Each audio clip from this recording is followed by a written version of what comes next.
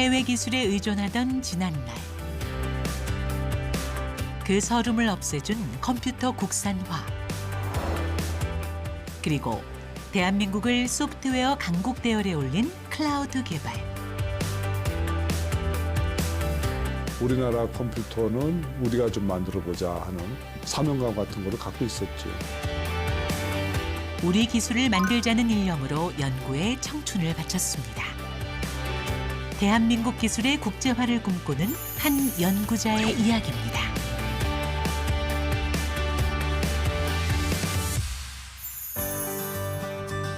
대전 대덕 연구단지에 자리 잡은 에트리 한국전자통신연구원. 자, 준비됐어요? 근데 오토비. 네. 하이 오토비, 일동으로 가자. 한 개의 목적지가 설정되었습니다. 추가 목적지나 제어 명령어를 아래처럼 말씀해 주세요. 하이 오토비, 출발. 소프트웨어의 정점으로 인공지능의 중요성이 강조되고 있는데요. 특별한 인공지능 기술이 있다는 원내의 셔틀버스.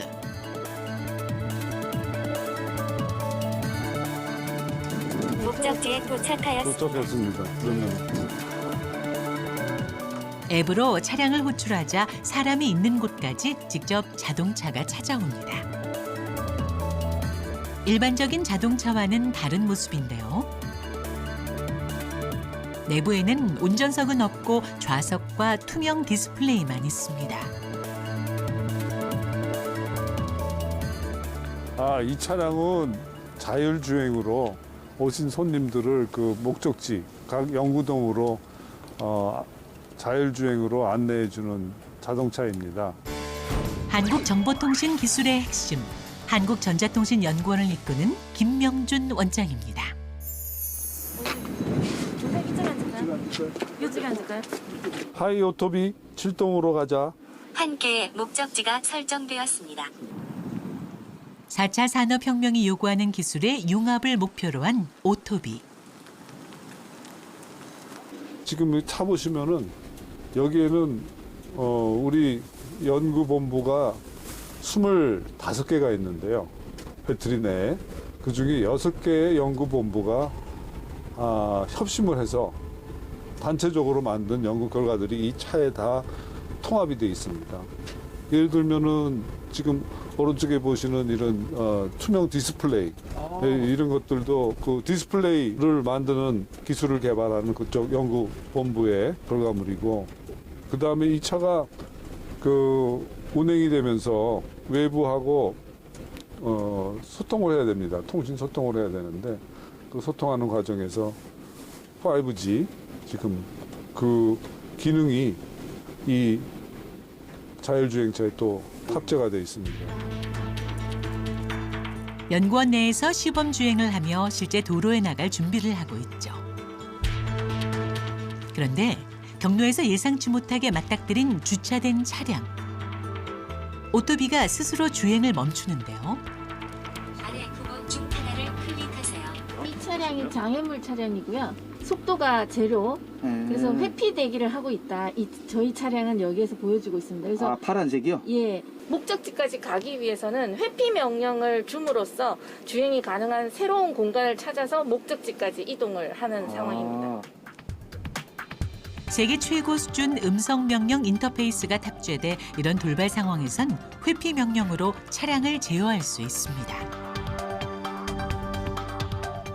도로에서 갑자기 보행자를 맞닥뜨린 상황에서도 문제 없습니다. 오토비는 주변 환경을 어떻게 판단할 수 있는 걸까요? 추가 목적지나 제어 명령어를 아래처럼 말씀해 주세요. 그 앞에 카메라 이제 2개가 있고요. 이쪽으로요? 그리고 라이다 센서가 전방에 2개, 측방에 2개, 후방에 2개, 총 6개가 달려 있습니다. 카메라 센서는 도로에 있는 노면 마크들, 신호등을 검출한다든지, 그리고 저희 이제 차량, 정지 차량의 후미등이 이제 비상등인지 그런 거를 이제 인식하는데 카메라 센서를 쓰고 있고, 그리고 라이다 센서는 주로 이제 동적 객체들, 사람이나 차들을 3D 형태로 정확하게 이제 인공지능으로 인식하는데 활용을 하고 있습니다. 오토비는 주변과 끊임없이 대화하며 나아가는데요. 교통신호와 앞 차량의 후미등 색은 물론 차량 주변에 움직이는 모든 물체를 센서를 통해 입체적으로 인식할 수 있습니다. 지금 이제 라이다 센서로 저희들이 인공지능으로 주변에 있는 지금 보시는 사람인데요. 3D 바운딩 박스 형태로 이제 인공지능으로 이제 인식을 한 겁니다. 저 앞에 가는 거는 그러면 본 차량인가요? 이게 이제 이 차량이고요. 예, 이 주변에 있는 지금 보면 여기 있는 주차되어 있는 차들도 지금 검출을 하고 있는 거예요. 그러네요. 예, 검출을 하고 있습니다. 오토비는 운전자 개입이 아예 필요 없는 자율주행 4단계에 가깝습니다. 100% 자율주행이 가능하기 위해선 막대한 데이터 양을 학습시켜야 합니다.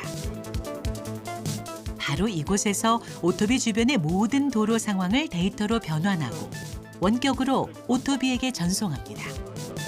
보시면 이제 이 가운데가 차량으로 보시면 되고 이 보시면 차량이 전 방위의 라이다 데이터와 전방의 카메라 데이터를 수집을 한 겁니다. 그래서 전방에 이제 카메라 데이터는 보시면 이렇게 이제 트럭이 있는 요거를 확인할 수가 있고 이 차의 크기는 요런 크기다라는 것과 이 차는 트럭이다. 라는 분류까지 입력을 해서 인공지능 학습하는 데 이제 활용을 하고 있습니다. 원내 곳곳의 센서를 통해 공사 구간 같은 안전 정보도 실시간으로 전송하죠. 네, 보시는 화면은 저희 오토비 초연결 지능 인프라 모니터링 시스템입니다. 이 기지국의 인프라에서 이제 검출된 각종 이제 데이터들을 자율주행 차량으로 실시간 VTX라는 통신을 통해서 전송을 하게 되면 자율주행 차량은 이제 전달받은 데이터를 활용을 해서 보다 안전하게 자율주행을 할 수 있는 거죠. 오토비는 차량에서 직접 얻은 정보와 주변의 데이터를 인공지능이 조합해서 자율주행 운전을 할 수 있습니다. 이를 위해 연구단은 오토비에 국내 최대의 도로 데이터를 학습시켰습니다. 이건 국내 최초의 자율주행 학습용 데이터 시스템을 구축한 것이기도 하죠. 주행했던 그 데이터들을 수집을 해서 그다음에 그걸 나중에 이제 가공을 해서 또 그거를 갖다가 인공지능으로 학습시켜서 더 지능화시키는 그런 과정에서 데이터의 수집, 저장, 가공 뭐 이런 것을 얘기하면은 제가 30년 전에 개발했던 그 기술이 진화가 돼 갖고 하나의 기반 기술로 자리 잡게 됐습니다. 이런 기술의 고도화가 있기까지 정보통신 기술의 초석을 다진 김명준 원장. 한국이 소프트웨어 볼모지였던 시절부터 기술 강국의 대열에 오르기까지 그 길을 함께했죠. 이곳에 입사한 지도 벌써 37년의 시간이 흘렀습니다. 최근 한국전자통신연구원이 걸어온 45년의 발자취를 정리한 책이 나왔는데요. 우리 연구원 45년사 역사책인데 저 지도 교수님께 그동안에 지도해 주시고 저를 인도해 주셔서 고맙다는 말씀을 제가 여기다 좀 써서 보내려고 지금 꺼냈습니다. 한국전자통신연구원의 역사책이지만 곧 김명준 원장의 역사가 담긴 책이기도 합니다. 1995년도 소프트웨어 연구 워크숍 이때 제가 아마 부장이었을 거예요. 이거 프랑스 유학 시절 만난 지도 교수 앞에선 아직 학생이라는 그. 내 경력의 시작은 그 당신이 운영하셨던 소프트웨어 엔지니어 연구 그룹에서 시작했습니다. 첫 번째 조언이 뭐냐면은 아주 엉뚱하게도 너 현금을 두둑히 지갑에 넣고 다녀라. 네가 이제 팀장이 되고 그렇게 되면은 그 저녁에 팀원들하고 언제든지 어떤 갈등이 생기거나 소통하는 게 필요하다 그러면은 그 팀원들을 데리고 나가서 저녁을 먹어라. 그러면은 거기서 갈등도 해소되고 그다음에 정보도 소통이 되고 그래서 네가 하고자 하는 연구 과제의 목표를 달성하는 데는 그게 제일 중요하다. 컴퓨터를 배우기 위해 떠났던 프랑스 유학. 해외 기술 수준을 보며 학생 김명준의 가슴 속에선 국익을 향한 불씨가 타올랐습니다. 대한민국 소프트웨어 기술이 너무나 낙후됐었어요. 내가 돌아가면은 죄송합니다. 이 쪽팔리는 정도의 이 기술 수준을 어떻게든지 좀 간극을 메워서 좀 번듯하게 우리나라도 소프트웨어 기술 가지고 자랑하고 또 이렇게 제대로 일을 할 수 있는 그런 나라로 만들고 싶다. 그렇게 생각했었고 우리나라 컴퓨터는 우리가 좀 만들어 보자 하는 그런 사명감 같은 거를 갖고 있었죠. 김명준 원장은 한국의 컴퓨터 공학 1세대로 사명감이 남달랐습니다. 우리 것을 만들겠다는 일념 하나로 한국전자통신연구원에 입사했지만 처음부터 고난이 따랐습니다. 어려운 점은 어떤 것이었을까요? 그러니까 연구 인력이 인프라가 없었다랄까? 다 없었죠. 다 없었죠. 그래서 인력이 모자르다 보니까 어떻게 했냐면은 뽑았죠. 뽑아서 훈련을 시켰죠. 기술 개발은 우선은 이렇게 시작을 했어요. 남이 해놓은 거를 쳐다봤죠. 남이 해놓은 거를. 그것도 또 뭐 5년 전에 출연되거나 아니면 등록된 특허들을 보면서 외국 특허들을 보면서 거기서 그 찾아낸 거죠. 기술적인 그 뭐라고 해야 되나 난간을 어떻게 극복하는지. 그가 처음으로 맡았던 과제는 컴퓨터 국산화였습니다. 주민등록, 부동산, 통계에 쓰이는 행정용 중형 컴퓨터 개발에 성공해 기술 독립의 역사를 열었습니다. 그는 컴퓨터의 두뇌인 소프트웨어 개발에 큰 성과를 남겼는데요.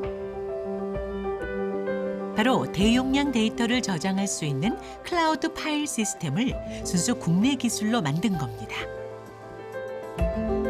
오늘날의 빅데이터 시대를 연 기술이라 평가받기도 하죠. 제가 연구원에서 연구원 생활을 하면서 35년 동안 제일 오랫동안 근무했던 건물과 그 장소가 바로 여기 7연구동. 여기가 6층 실험실입니다.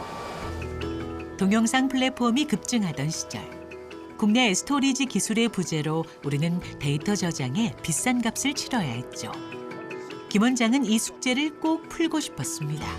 여러 개의 디스크, 하드 디스크를 합쳐서 하나처럼 보이게, 하나의 디스크처럼 보이게 하면은 그 저장용 공간을 키울 수가 있거든요.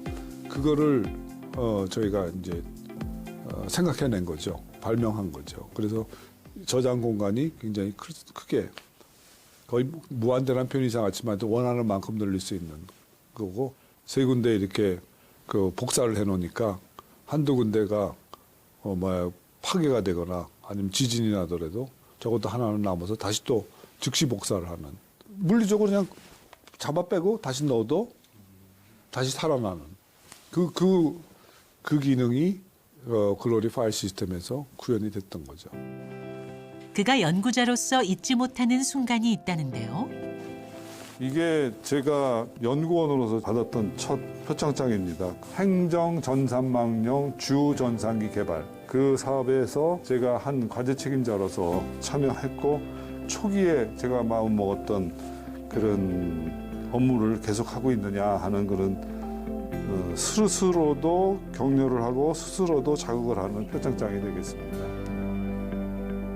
모두가 많은 데이터를 자유롭게 저장하고 공유하는 것이 당연한 지금. 그 이면에는 김명준 원장의 연구가 있었습니다. 앞선 발자국을 따라가던 시절을 지나 기술의 선도를 꿈꾸는 한국전자통신연구원. 김명준 원장은 후배 연구원들에게 대한민국 기술의 국제화를 강조합니다. 이곳에서는 차세대 디스플레이인 마이크로 LED를 연구합니다. 이게 마이크로 LED의 공정의 핵심에 해당되는 전사하고 접합을 하는 그런 우리들이 제작한 특수 장비입니다. 마이크로 LED는 마이크로미터 단위의 반도체 소자를 광원으로 합니다. 작은 픽셀을 사용해 화면이 더욱 선명하고 수명도 길죠. 반도체 디스플레이에서 크게 각광받고 있는데요. 하지만 8K급 고화질을 위해서 필요한 마이크로 LED가 1억 개에 달하고 크기도 매우 작아 공정이 복잡합니다.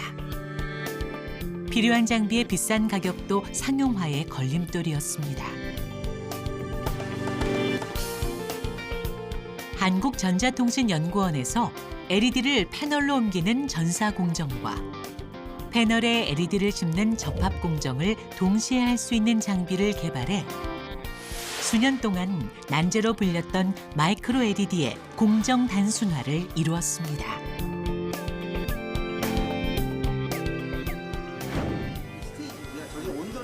공정의 핵심은 레이저를 넓은 면적에 쐈을 때 붙이고자 하는 곳만 선택적으로 LED를 부착하는 것입니다. 이를 위해 기판 위에 LED를 정확하게 배열하는 것이 중요합니다. 레드 LED인데 기판에 있는 그 배선과 그 장극 부분에 접합하기 위해서 정렬하고 있습니다. 이게 얼만큼 작은 거죠, 그러면 LED가? 가로 200마이크로, 세로 100마이크로 정도로 머리카락 굵기가 비슷합니다. 배열한 LED에 레이저를 쏘면 약 5초 만에 끝나는 공정. 약 1억 개의 LED를 순식간에 옮기고 기판에 붙일 수 있는 기술입니다.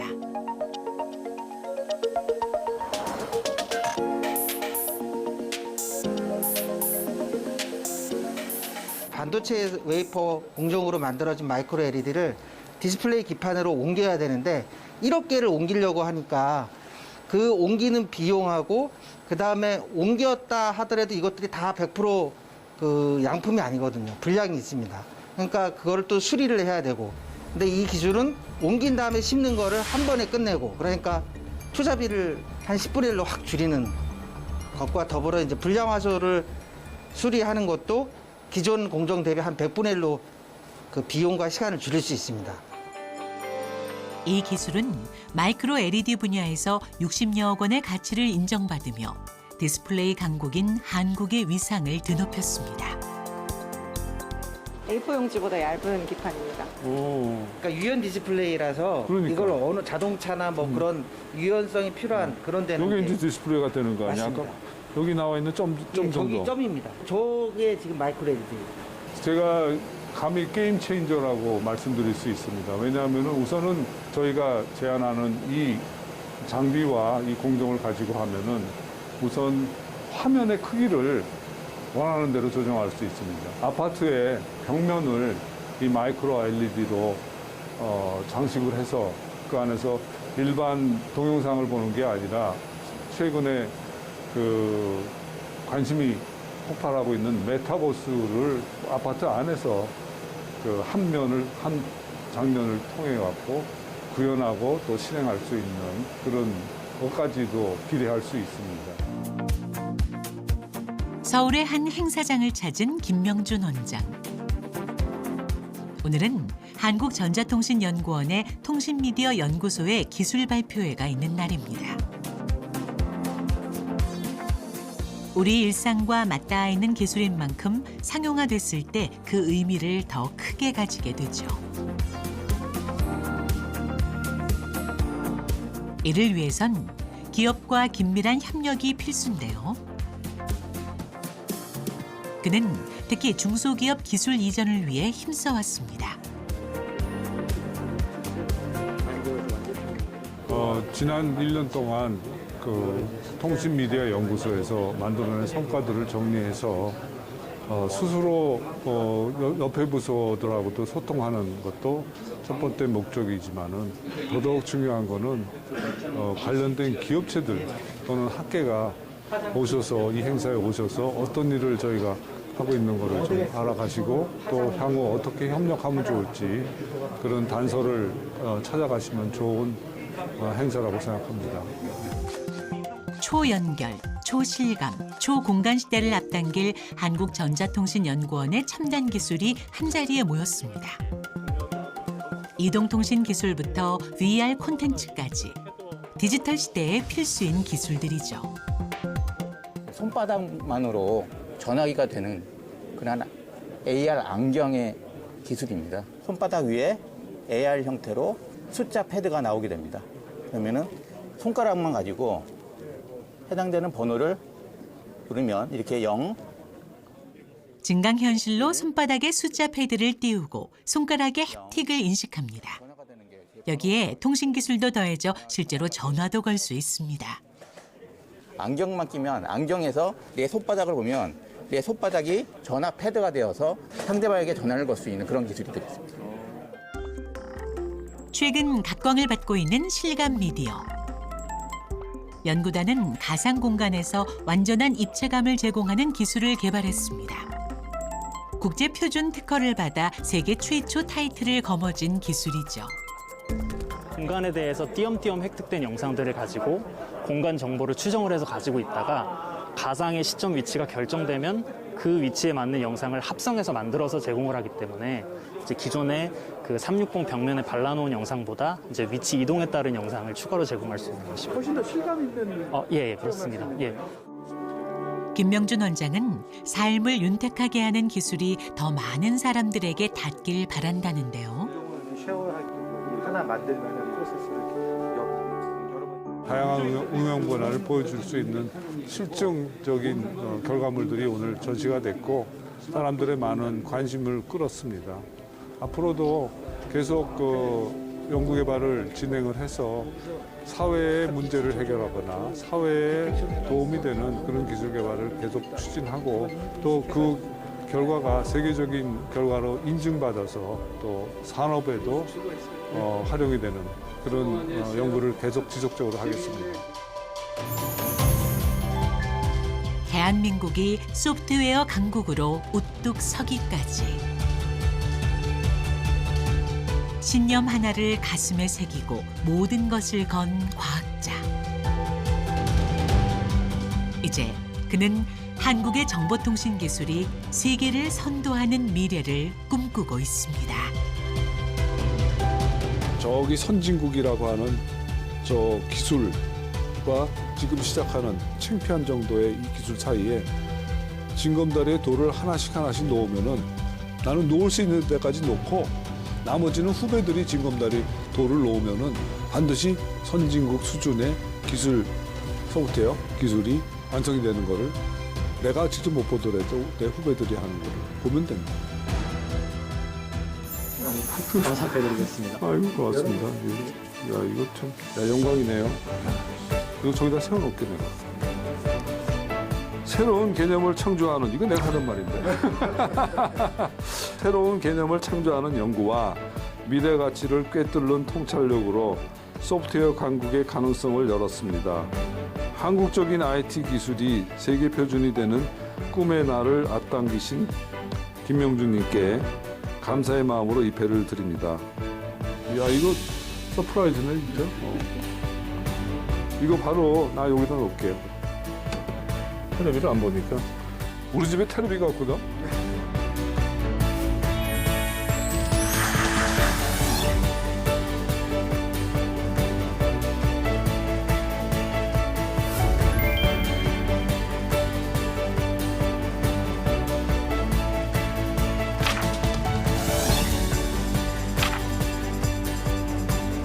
과학은 불이 나다.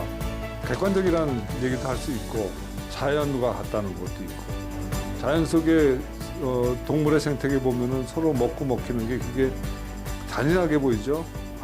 결코 잔인한 것도 아니고 과학도 시작은 자연과학에서 시작됐기 때문에 과학, 자연, 도 이거 다 같은 맥락에서 저는 인정하지 않다고 생각합니다.